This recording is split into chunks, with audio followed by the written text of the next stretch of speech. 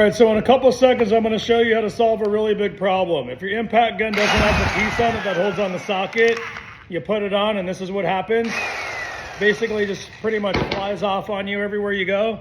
Take the zip tie and take the big fat part of it and find the hole in your impact socket. Turn it around like this and then go to the other end, and wherever the square piece is, cut it off right there. Just go like that. And take this piece and put it in the hole. So what that's gonna do is it's gonna look like that on the inside. Take a piece of tape and basically just go around this once or twice. And it'll keep that zip tie from falling out. Now, that little tab in there, just go ahead and jam this on your socket like you normally would. And now this won't fly off. When you wanna take it off, you can pull it off, and it actually is really firm. It actually, look, can hold the whole thing up with it. When you pull it off, it stays in there. It's ready for next time. So hopefully you enjoyed the video. See you on the next one.